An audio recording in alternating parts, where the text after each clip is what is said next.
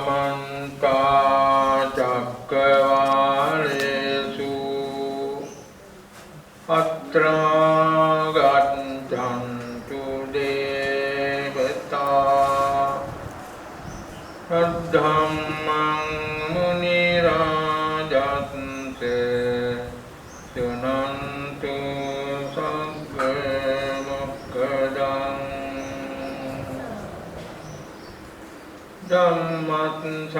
धम्मश्रवणकालो अयं भदन्ता धम्मश्रवणकालो अयं भदन्ता धम्मश्रवणकालो अयं भदन्ता नमो तस्से भगवतो अरहतो सम्मा सम्बुद्धस्से नमो तस्से भगवतो अरहतो सम्मा सम्बुद्धस्से नमो तस्से भगवतो अरहतो सम्मा सम्बुद्धस्से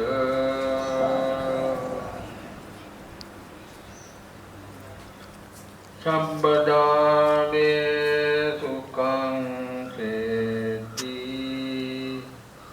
ब्राह्मणो परिनिम्बुतो यो न लिम्पते कामेषु सिद्धिभूतो निरूपतीति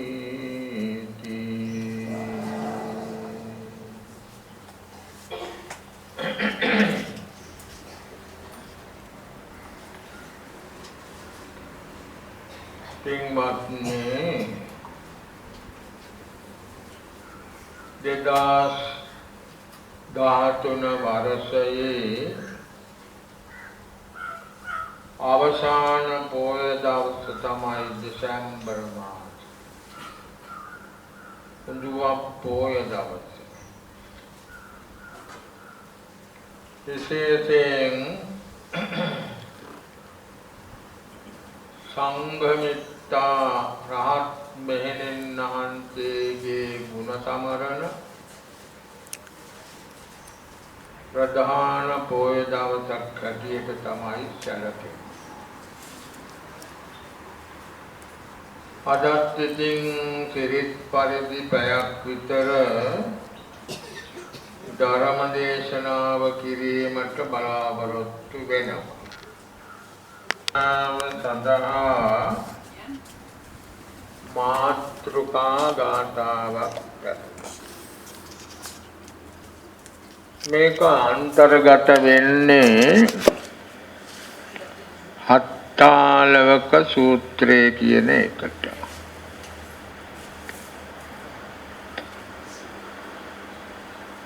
ඒක ආරම්භ වෙන්නේ මෙහෙමයි.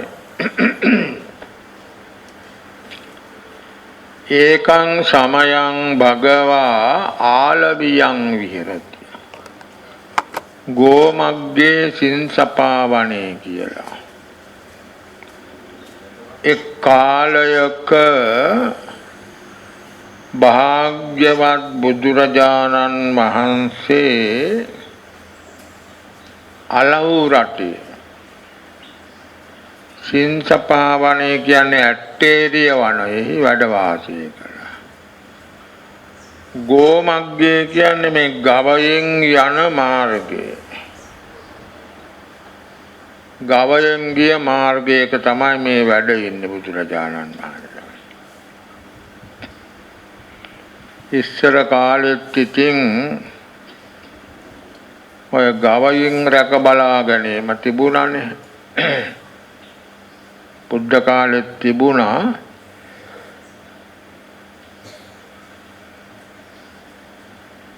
කෘෂිකර්මයේ වෙළඳාම ගවයෙන් රැක බලා ගැනීම ආදී මේවා තමයි තිබුණේ. මේ ගවයෙන් ගිය මාර්ගයේ ඇට්ටේරිය වනයක අලව් රටේ බුදුරජාණන් වහන්සේ වැඩ වාසය කරනවා. ඉතින් මෙතෙන්ට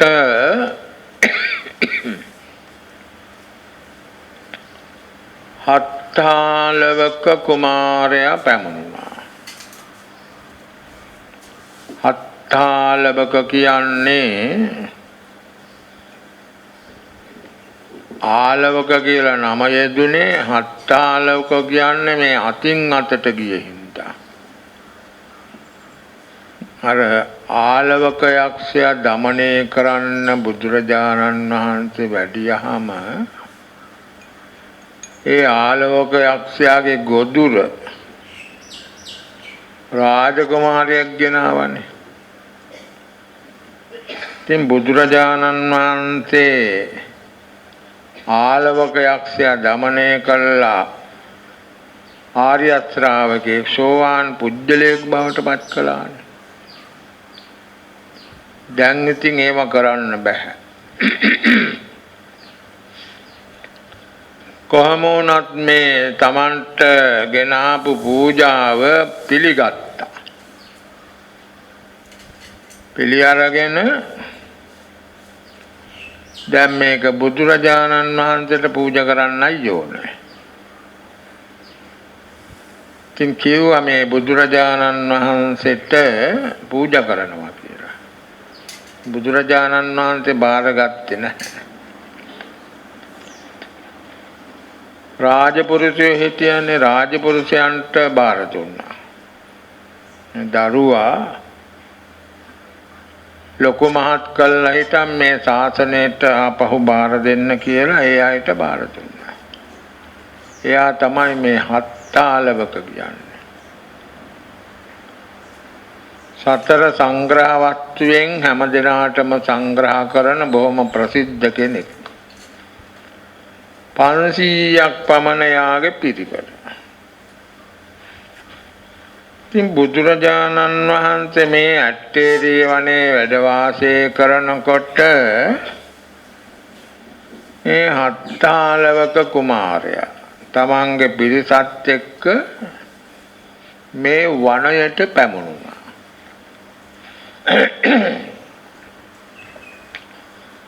ඉතින් නටුවාවේ නම් කියන්නේ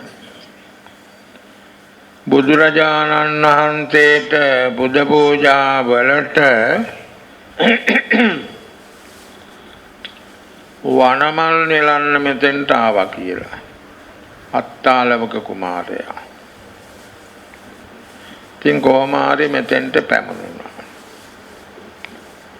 පැමුණුනහම බුදුරජාණන් වහන්සේ වැඩ ඉන්නෝ දැක්ක. බොහොම ශ්‍රද්ධාවන්තයෙක්නේ. මේ දිනවල සෝවාන් වෙලා හිටියද කොහොමද මට මතකයක් නැහැ. කොහොමත් ආර්ය ශ්‍රාවකෙක් වුණා.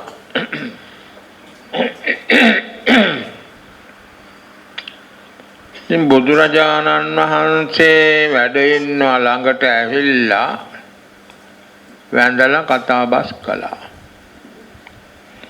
මේ කියන හැටියට උදේ කාලේ වගේ තමයි. උදේ කාලේ. අවස් කාලේ නෙවෙයි.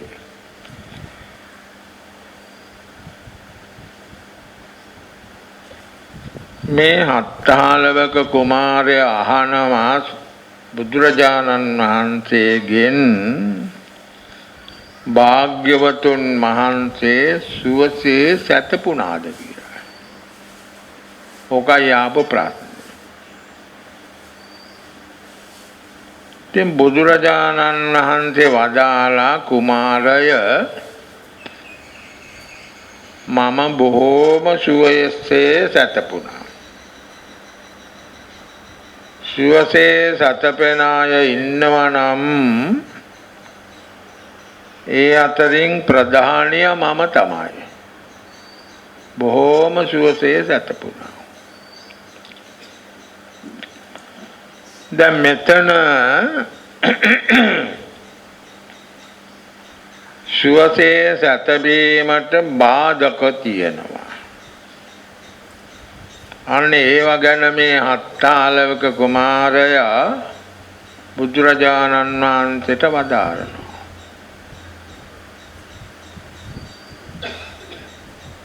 සීතාබන්තේ හේමන්තිකා රත්ති.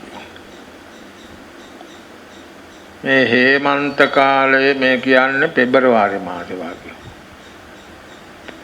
පෙබරවාරි මාසේ තමයි. නවම් මහේ. රාත්‍රිය බොහොම සීතලයි. පෙබරවාරි මාසේ නවම් මහේ දැනටත් ඔය ඉන්දියාවේ උතුරට යන්න හරිම සීතලයි. මේ සීත ඇඳුම් ඇඳගෙන ඕන ඉන්නේ තරම් සීතලයි. සමහර විට තද සීතලයි. ස්වාමීනි රාත්‍රියත් බොහෝම සීතලයි මේ කාලේ, මේ හේමන්ත කාලේ. ඊළඟට අන්තරට්ටකෝ හිමපාත සමයෝ. මේ හිම වැටෙන කාලය දැන් අන්තරට්ටක. ඔය අන්තරට්ටක කතාව බොහෝ තැන්වල තියෙනවා.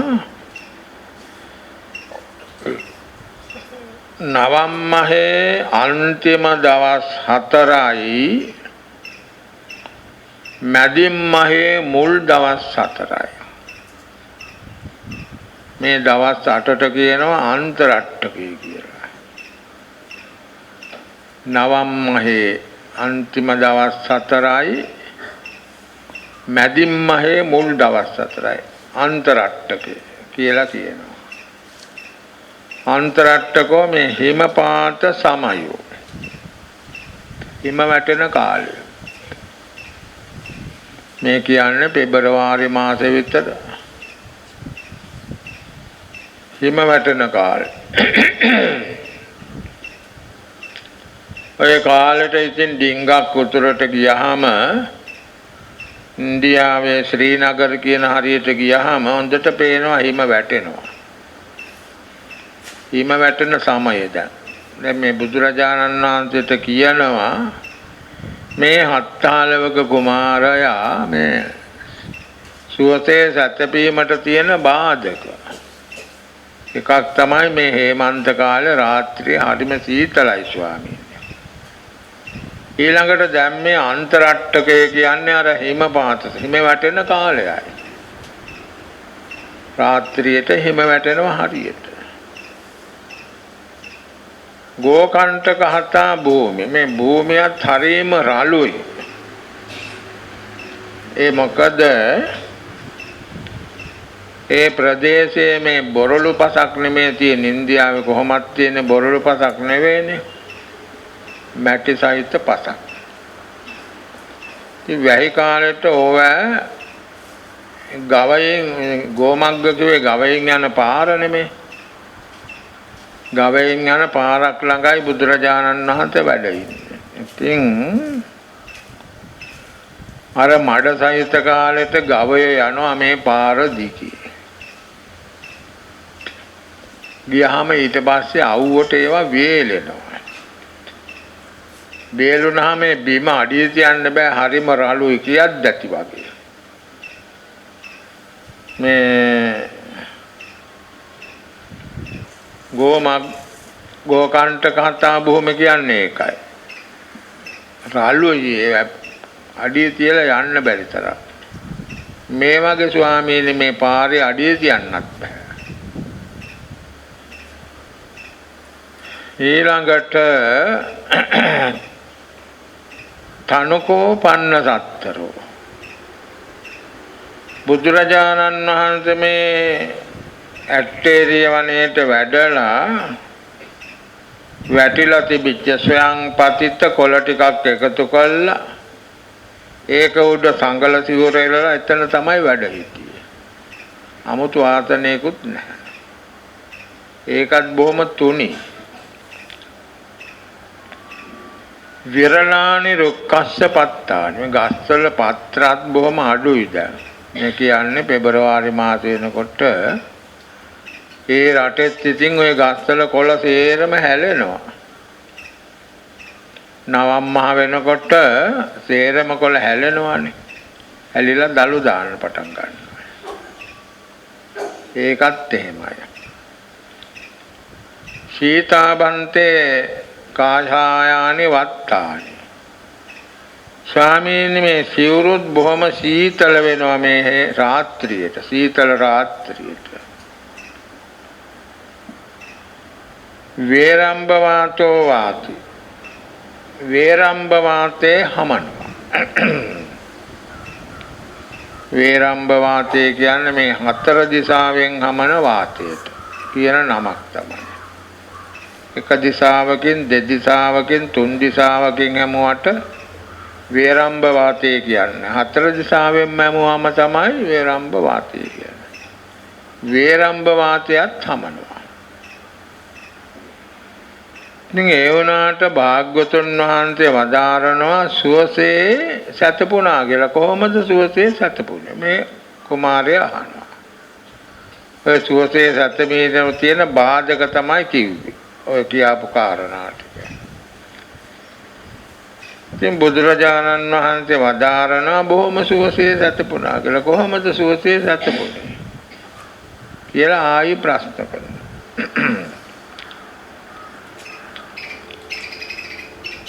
ඉතින් බුදුරජාණන් වහන්සේ වදාරනවා අත්තාලබකය මම ඔබට කාරණාවක් කියන්නම් ඒකට පිළිතුරු දෙන්න. හොඳ මාලිගාවක් කියනවා. හොඳට දොර ජනෙල් දාපු බොහොම සුව පහසු හුලං මදින් නැති හොඳ මාලිගාවක් කියනවා. මේ මාලිගාවේ තියෙන මේ නිදන කාමරවල මැඳන් ඇතිරිලි අරවාමේ විල්ලුද විල්ලුද පළස් බොහොම වටිනේවා. ඒවා අතුරලා තියෙන්නේ ඇඳ ඇතිරිලිත් එහෙමයි. බොහොම සුව පහසු ගෙන දෙන ඒවා. ඉතින් පැත්තක සුවඳ පහන් දැල් වෙනවා. එක පැත්තක මේ නිදන කාමරවල. ඉතින් මේ ගෘහපති එක්කෝ ගෘහපති පුත්‍රයෙක්. එයාට අපෝපස්ථාන කරන්න භාර්යාවරු 4 දෙනෙක් ඉන්නවා. තත්තාරෝ පජාපතියෝ කියලා තියෙන 4 දෙනෙක් ඉන්නවා භාර්යාවරු. මේ විදිය බොහොම සුව පහසුයි. භාර්යාවරු 4 දෙනෙක් අපෝපස්ථාන කරනවා. ඉතින් බුදුරජාණන් වහන්සේ අහනවා මේ අත්තාලවකගෙන් ආලවකය මේ තනත්තා සැපසේ සැතපෙනවාද? එහෙමයි ස්වාමීනි. මේ තනත්තා බොහොම සැපසේ සැතපෙනවා. ඊළඟට බුදුරජාණන් වහන්සේ අහනවා ආලවකය අත්තාලවකය ඒ ගෘහපති පුත්‍රයාට රාගයෙන් උපන් දාහගති දැවිලි ගති දුක් ඇති වෙන්නේ නැද්ද වෙනවද? මේම ඉන්නකොට රාගයෙන් උපන්නා වූ දැවිලි තැවිලි දුක් ආදිය ඇති වෙනවද නැද්ද? ඇති වෙනවා ස්වාමීනි. එහෙම කොච්චර සැප සම්පත් තිබුණත් ඒ රාග ආදියෙන් එන දැවිලි තැවිලි දුක් කරවමේව ඇති වෙනවා.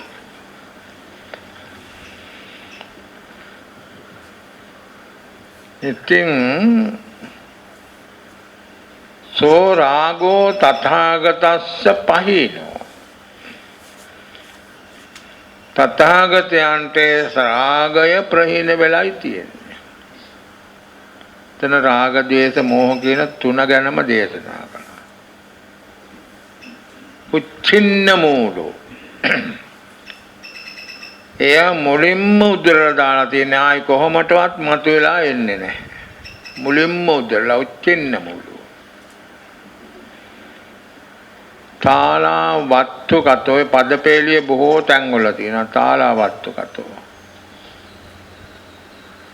කියන්නේ කරටිය ගැඩූ තල් ගහක් වගේ කළා. තල් ගහක කරටිය ගැඩුවාම ආයි හැදෙන්නේ නැහනේ. තල් විතරක් නෙවෙයි තල් පොල් කිතුල් පුවක් ඔය තාල වර්ගේ ගත්වල කරටිය කඩා දැම්මොත් ඒ කොහොමදවත් හැදෙන්නේ නැහැ. තාලාවත්තු කතෝ කියන්නේ කරටිය කඩා දැමූ තල් ගහක් වගේ කළා තියෙන්නේ. රාග දේශ මොහයන්ට ඒවා කවදාවත් වැඩෙන්නේ හැදෙන්නේ මොකුත් නැහැ. අනභවගතෝ අභාවයටපත් කළා තියෙන්නේ. ආයතින් අනුප්පාද ධම්මෝ නවත කොහොමටවත් නූපදින තත්වයටපත් කළා තියෙන්නේ. මේ බුදුරජාණන් වහන්සේගේ කෙලෙස් ප්‍රහාණය ගැන මේ කුමාරයාට වදාරන්නේ. ඉතින් එහෙම තියෙද්දි කුමාරය මම සුවසේ සැතපෙනවා කියන එක 아무තු දෙයක්ද?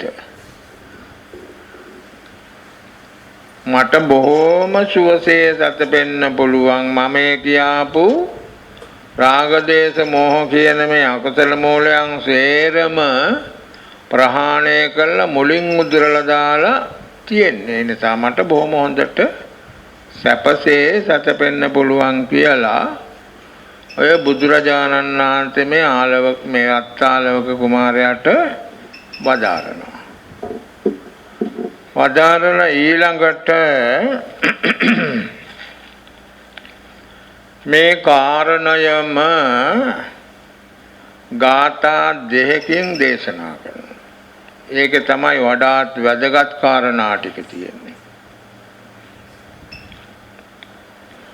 සබ්බදාවේ සුඛං සේති බ්‍රාහ්මනෝ පරිනිබ්බුතෝ යෝනලිම්පති කාමේසු සීති භූතෝ නිරූපදී.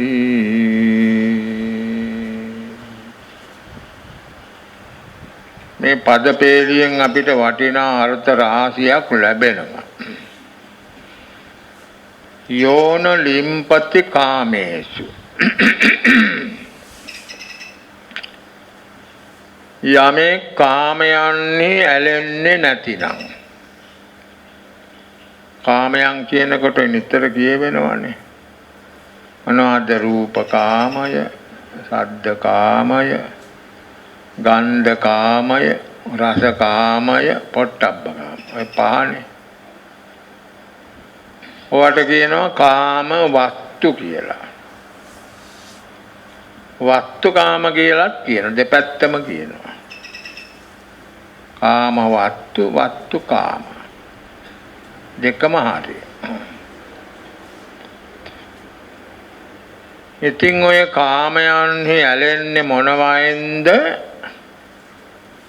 ඒකට කියනවා ඒවා පිළිබඳව ඇති වෙන ආශාව, තණ්හාව, චන්දරාගය. ඒකට කියනවා ක්ලේශකාම කියලා. ක්ලේශකාමයි අරක වස්තුකාම. ඔය දෙකන තියෙන්නේ. වස්තුකාම, ක්ලේශකාම. දැන් මේ දෙකෙන් මොකද්ද අපි කරන්න ඕන, නැති කරන්න ඕනේ මොකද්ද? වස්තුකාමද, ක්ලේශකාමද? වස්තුකාම නැති කරන්න බැරිද? බෑනේ. අර දුක නැති කරන්න බැරුවා වගේ තමයි. වස්තුකාම කියේ රූප, ශබ්ද, ගන්ධ, රස, පොට්ටබ්බ කියන පහ. ඔය නැති කරන්න බෑ. තියෙනවා වස්තුකාමෝ පරිඤ්ඤයෝ. අන්න තියෙන කරන්න තියෙන වැටි.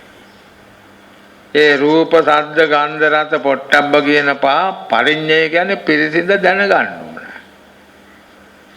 අනිත්‍ය ආදී වශයෙන් හොඳට තේරුම් ගන්න වටහා ගන්න ඕන. අවබෝධ කර ගන්න ඕන.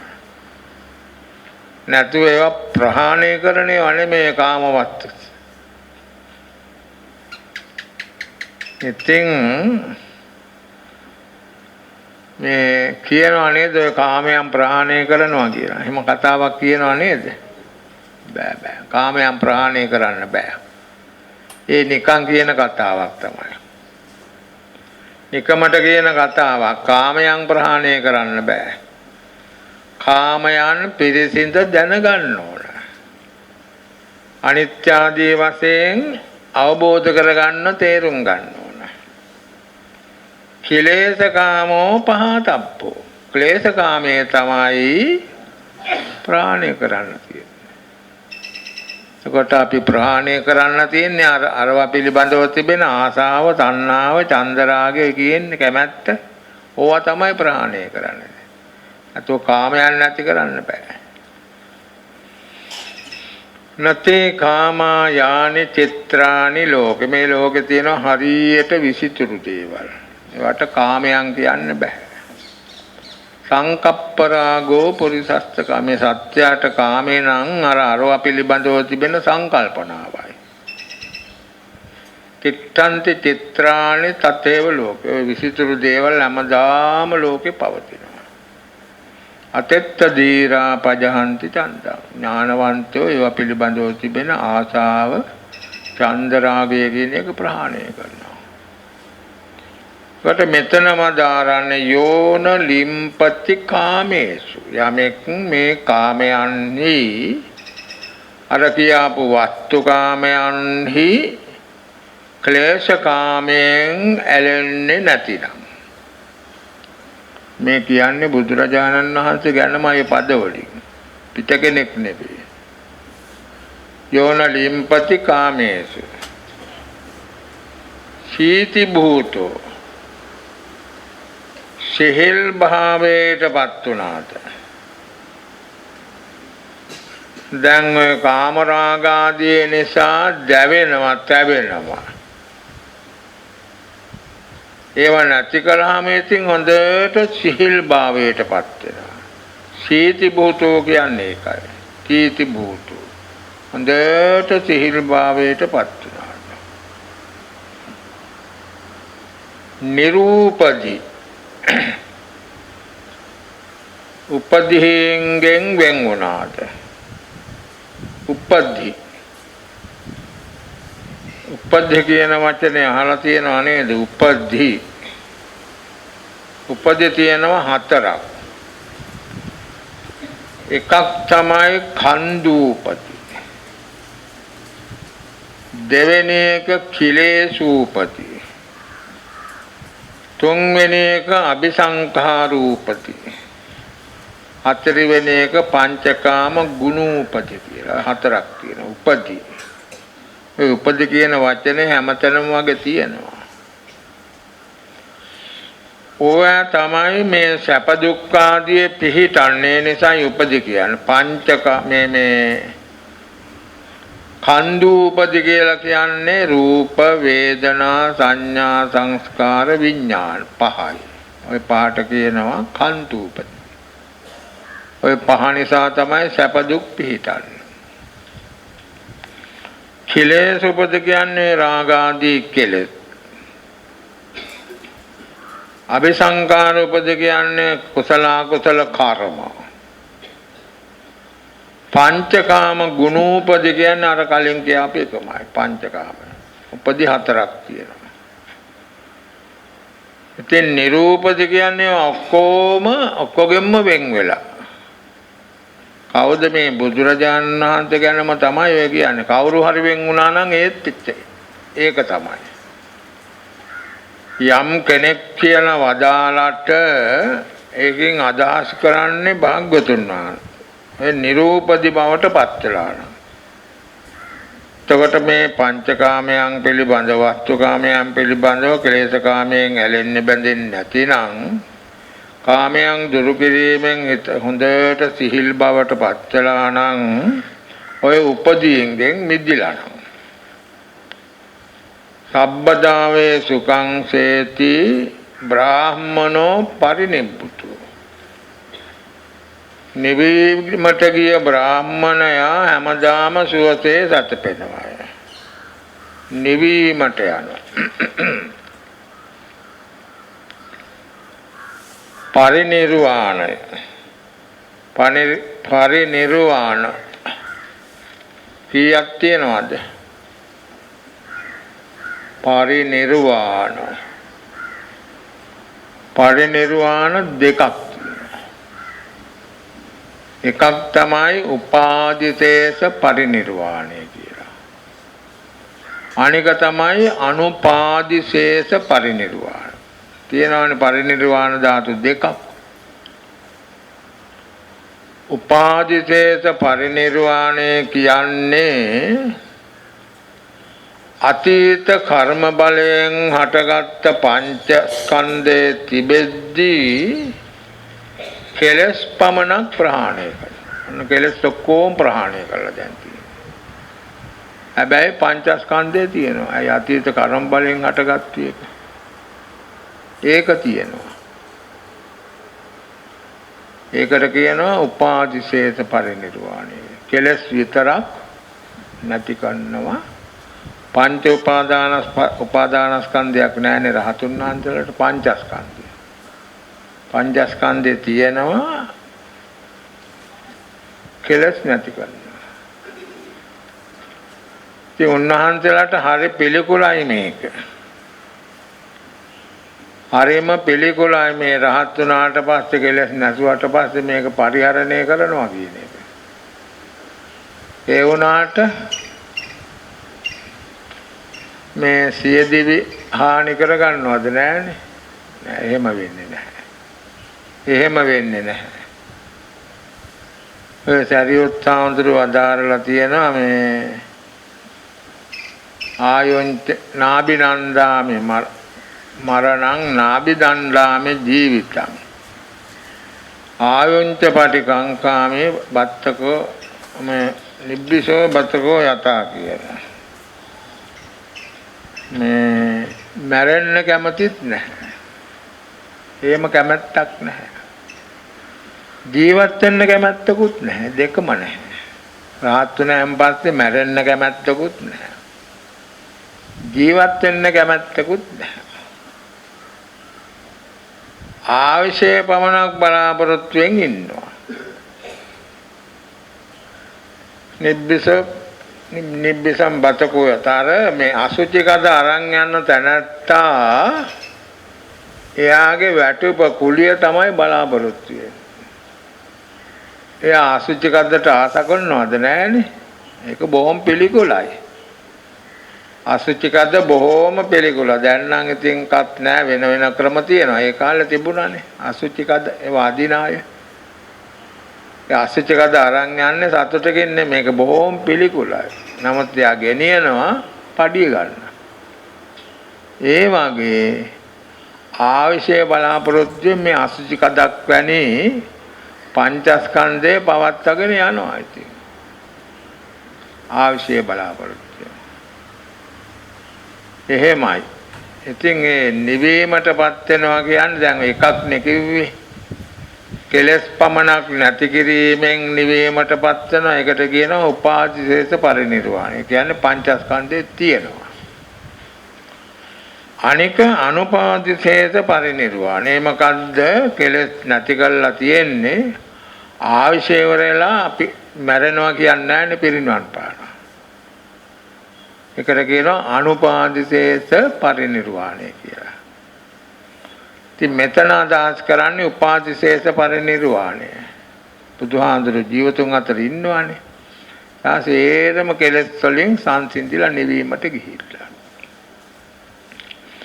ඊළඟට බ්‍රාහ්මනෝ.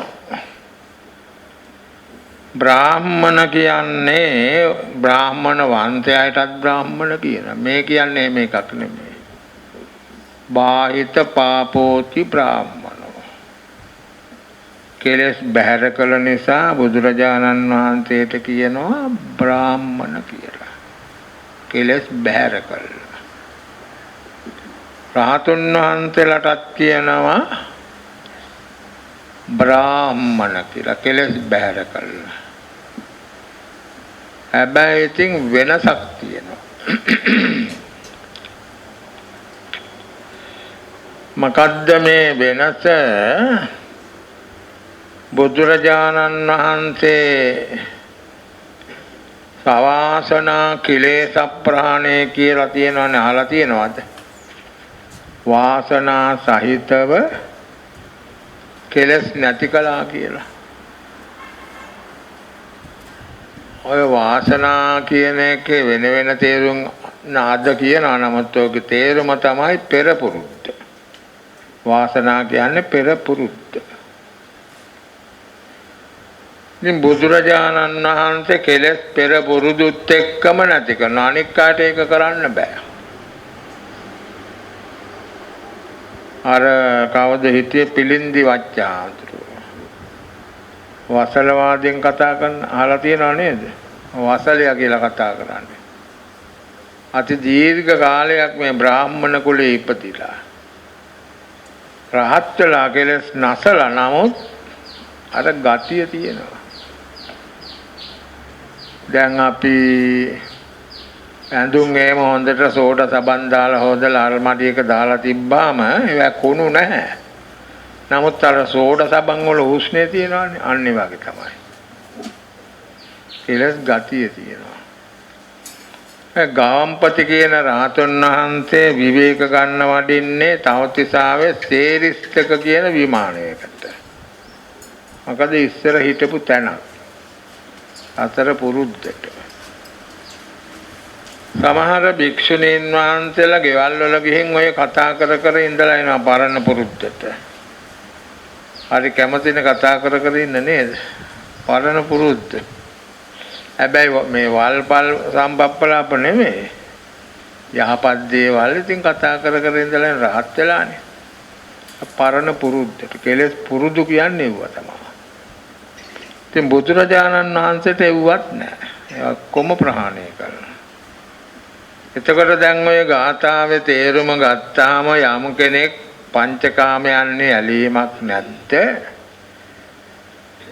සිහිල් බවට පත් වුණාද? සියලු උපදීන් ප්‍රහාණය කළා එයන් ඉවත් වුණාද? නිවීමට පත් වුණාද? සියලු කෙලෙස් බැහැර කළාද? සබ්බදාවේ සුගේ තනත්ත හැම කල්හිම බොහොම සැපසේ සැතපෙනවා කියලා ඔය බුදුරජාණන් වහන්සේ වදාළා. ඒ තනත්තා බොහොම සැපසේ සැතපෙනවා.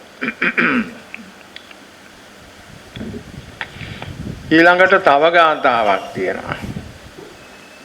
සබ්බාගාසත්තියෝ චෙත්තා විනේය හදයේ දරං උපසන්තෝ සුඛං සේති ශාන්තිං පබ්බුය චේතසෝ.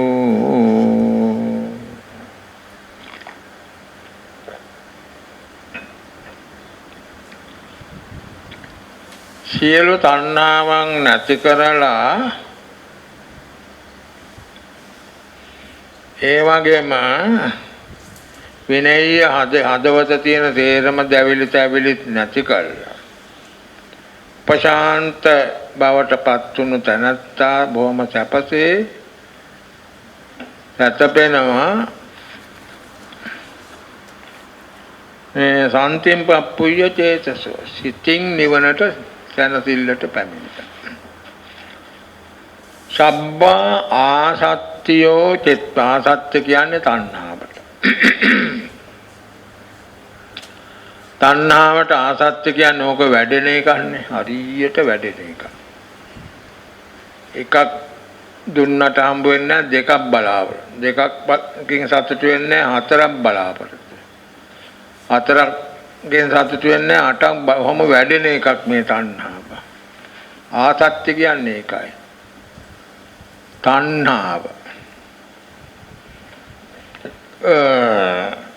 තණ්හාව 6කට බෙදෙනවා. කොහොමද? රූප තණ්හා, ශබ්ද තණ්හා, ගන්ධ තණ්හා, රස තණ්හා, පොට්ටබ්බ තණ්හා, ධම්ම තණ්හා. ඒ දොරටු 6ට අනුව 6කට බෙදෙනවා. තණ්හාවල් 6යි දැන්.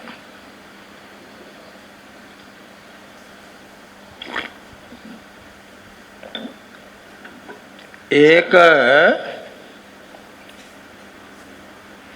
ආයි 3කින් ගුණ වෙනවා. කොහොමද?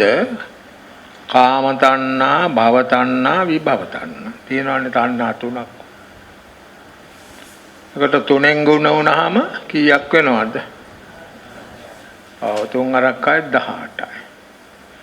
තණ්හාව 18 ආකාරයක් වෙනවා. ඒක ආයි ආධ්‍යාත්මික බාහිර වශයෙන් දෙකකින් ගුණ වෙනවා. දෙකෙන් ගුණ වෙනවා. කොට 18 දෙකෙන් ගුණ වුණාම 36ක් වෙනවා. ඒක ආයිත් අතීත වර්තමාන අනාගත වශයෙන් 3ෙන් ගුණ වෙනවා. ඒකට 36යි 72යි 108යි. ඔන්න ඕක තමයි 108ක් තණ්හාව කියන්නේ. ඕක තමයි. අටෝ රාශියක් කියලා තියෙන පොත්වල එහෙම. අටෝ රාශියක් තණ්හාව කියලා. තණ්හාව 108 ආකාරයක් වෙනවා. එකම තණ්හාව 108ක් බවට පත් වෙනවා. තින් සබ්බා ආසත්තියෝ චෙත්තා සියලු තණ්හාවල් ප්‍රහාණය කරලා ඔක්කොම තණ්හාවල් ප්‍රහාණය කරනවා. ඉතින් කොච්චර කළත් ওই ටික තමයි තියෙන්නේ 108ක්. 108ක් තණ්හාව. සේරම ප්‍රහාණය කර.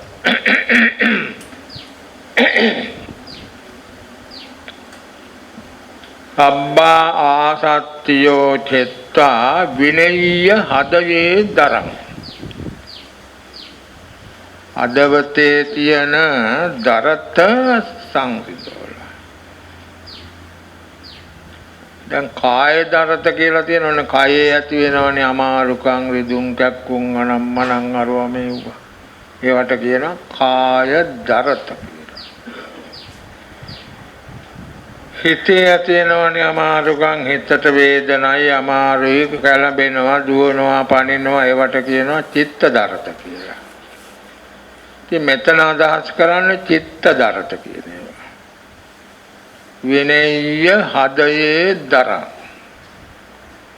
අදවතී ඇති වෙන සියලුම දරත අමාරුකම් අරවා මේවා ඔක්කොම නැති කළා. උපසන්තෝ සුඛං සේති. උපශාන්ත බවට පත්තුණු තැනැත්තා. උපශාන්ත. කොහොමද උපශාන්ත වෙන්නේ? ඔය කෙලෙස් නැති කිරීමෙන් තමයි. රාගේ නැති කිරීමෙන් උපශාන්ත වෙනවා. දේශේ නැති කිරීමෙන්, මෝහේ නැති කිරීමෙන්. රාග, දේශ, මෝහ, මාන, දිට්ඨි, විචිකිච්ඡා, තීන, උද්ධච්ච, අහිරික, අනුත්තප්ප. ඔය 10ක් තියෙනවා. ඒ සූත්‍ර පිටකයට අනුව ප්‍රධාන කෙලෙස් 10ක් පෙන්නලා තියෙනවා. ඔය සේරම නැති කළාම තමයි උපශාන්ත බවට පත් වෙන්නේ. කෙලෙස් තියෙන එක්කෙනාගේ ශාන්ත බවක් නැහැනේ. බොහොම අශාන්තයි, කලබලකාරී, අශාන්තයි. ඉතින් මේ තැනත්තා ශාන්ත බවට පත් වෙනවා. උපසන්තෝ.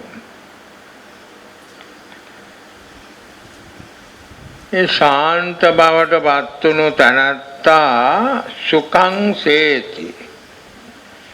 සැපසේ සැතපෙනවා, සයනය කරනවා. සන්තිං පප්පුය්‍ය චේතසු. සිතෙන් ශාන්තියට පැමිණිලා. මොකද්ද ශාන්තිය කියලා කියන්නේ? ශාන්තිය සන්තිං කියන්නේ ශාන්තිය. ශාන්තිය ශාන්ති කියන්නේ තින් සැනසීම කියන තේරුමනේ. සැනසීම.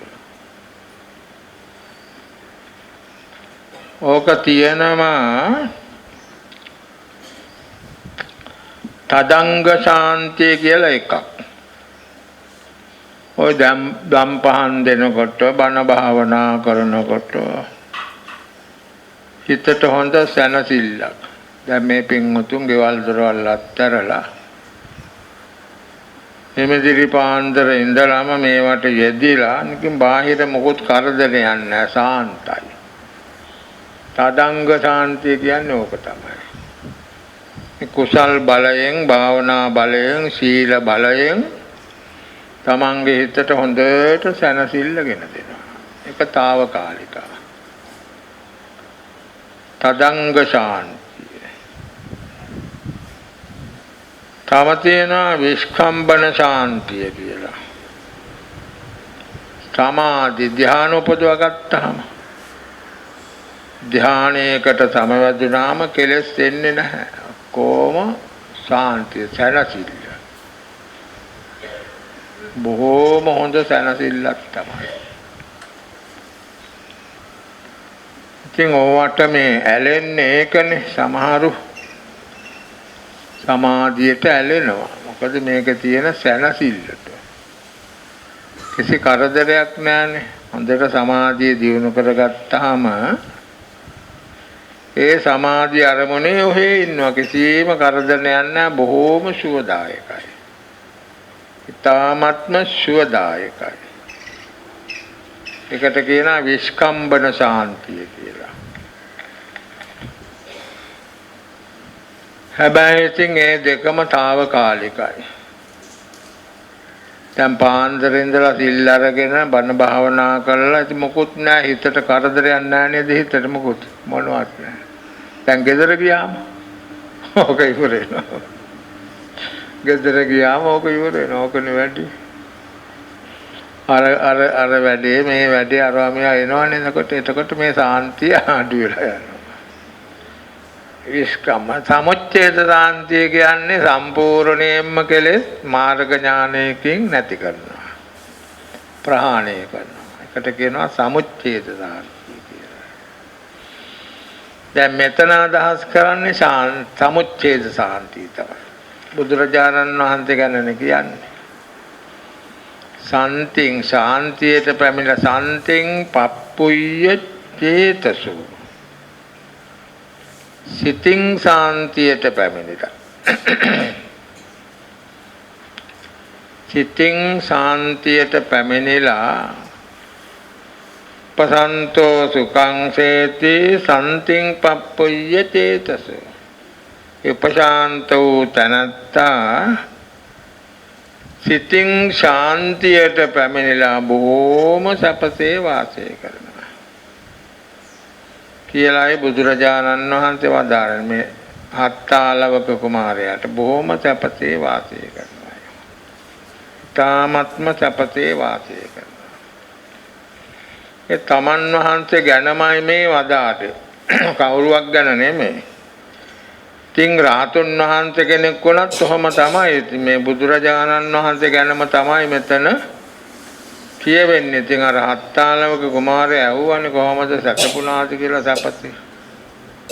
ඉතින් බුදුරජාණන් වහන්සේ වදාළේ මම මේ සැපසේ සැතපෙනා ඉන්නවනම් මම තමයි ඒකේ ප්‍රධානියා. ඉතින් අර හත්තාලවක කුමාරයා ඇහුවානේ ඒකට බාධක අර කියාපු කාරණා. සීතලයි හේමන්ත කාලේ මේ අරවා මේවා. ඉතින් ඒවා තිබුණාට බුදුරජාණන් වහන්සේ වදාළේ රාග දේශ මොහ කියන මේවා සම්පූර්ණයෙන් නැති කළා.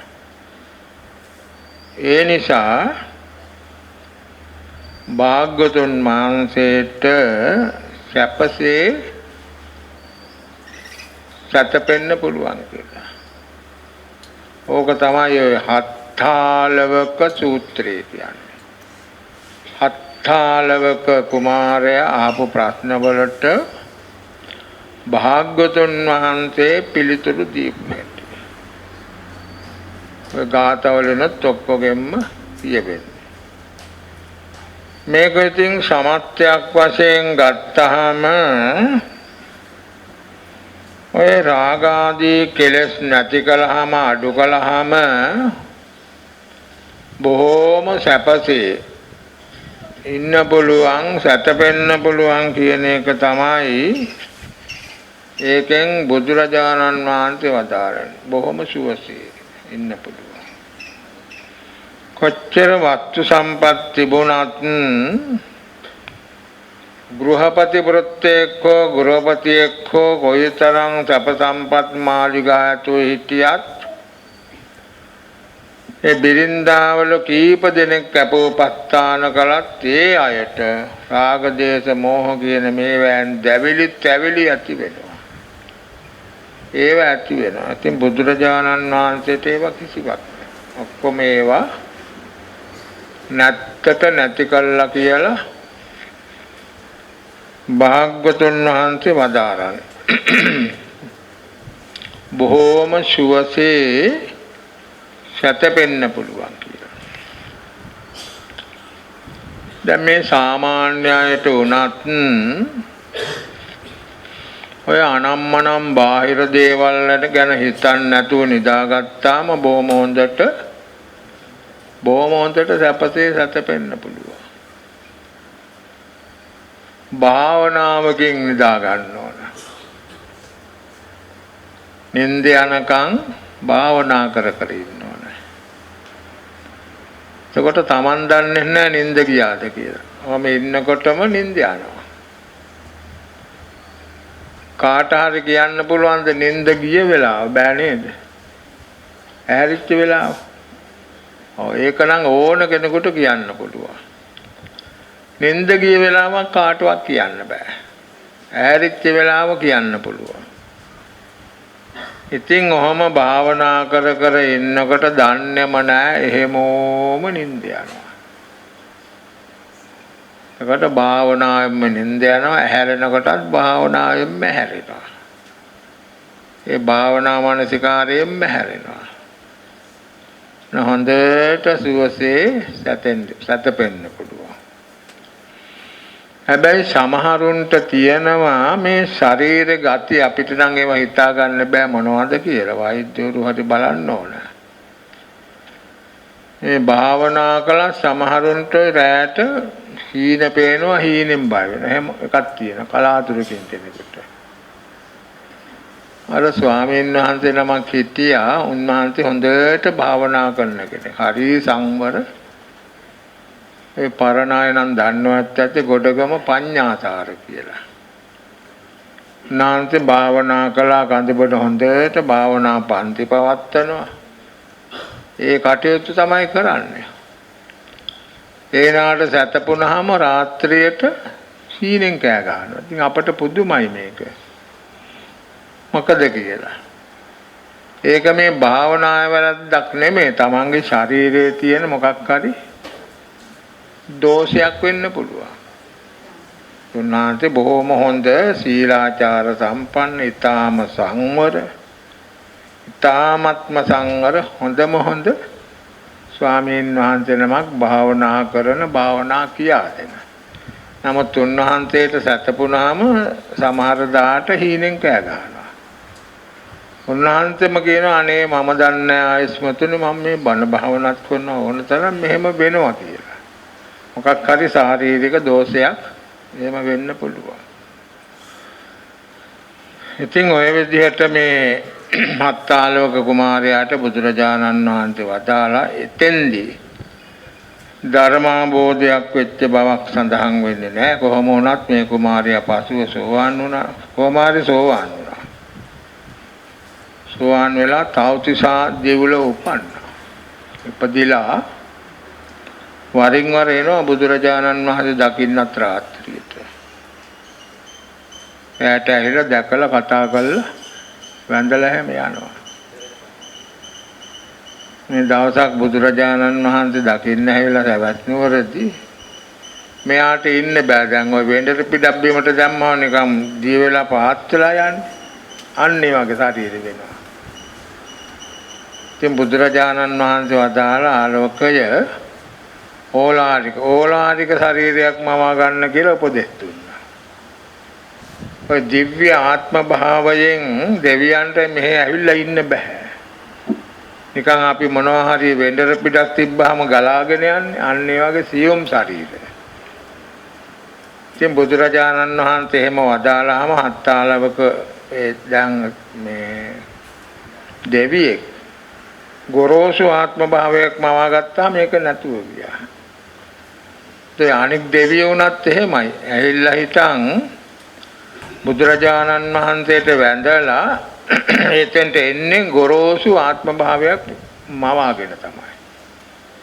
ඒ දෙවියන්ගේ ආත්ම භාවය මේ පෙන පිටක් වාගේ කියලා කියන්නේ බොහෝම මුරුදුයි. ඒ ආත්ම භාවයෙන් මේ පෘථිවියේ පොළවේ ඉන්න බෑ. ඒ නිසා ගොරෝසු ආත්ම භාවයක් මවාගෙන තමයි දෙවියෝ බුදුරජාණන් වහන්සේ හමු වෙන්නේ. ඇවිල්ලා වැඳලා වාඩි වෙන්නෙත් නෑනේ. වාඩි වෙන්නේ නෑ. ඔය සූත්‍රවල එම තියෙන ඒක මන්තන් අට්ඨාසි කියලා. අට්ඨාසි කියන්නේ හිටගෙන ඉන්නවා. වාඩි වෙනව නෙමෙයි. වාඩි වෙනවා නම් ඒක මන්තන් නිසීදි කියන්නේ. නිසීදි කියලා කොතනවත් නෑ දෙවියන් පිළිබඳව. අට්ඨාසි කියලා තියෙන හිටගෙන ඉන්නවා. හිටගෙන ඉන්නවා මේ අර ගොරෝසු ආත්ම භාවයක් මවාගෙන. එහෙමයි ඉන්නේ. ඒ දිව්‍ය ආත්ම භාවය මේ පෙන පිටක් වගේ කියලා කියන්නේ. පෙන පිට නිකන් ගලා යන්න වගේ වෙනවනේ. වෙන්දර පිටක් ගලා යන්න වගේ වෙනවනේ. අන්න ඒ වගේ වෙනවා කියලා. ගොරෝසු ආත්ම භාවයක් මවාගෙන තමයි ඉන්නේ. ඉතින් බුදුරජාණන් වහන්සේ වදාළ ආලවකය ගොරෝසු ආත්ම භාවයක් එයා දන්නේ නැහැ තෙල්ලම. දන්නේ නැති හින්දා දිව්‍ය ආත්ම භාවයෙම හිටිය බෑ ඉන්න. යනවා ගලාගෙන. ආලවකය ගොරෝසු ආත්ම භාවයක් මවා ගන්න කියලා බුදුරජාණන් වහන්සේ වදාළාම එහෙම කළා. එතකොට අර ප්‍රශ්නේ විසඳුණා. සෝවාන් වෙලා බුදුරජාණන් වහන්සේ හමු වෙන නිතර ආවා ඔය අත්තාලවක කුමාරයා.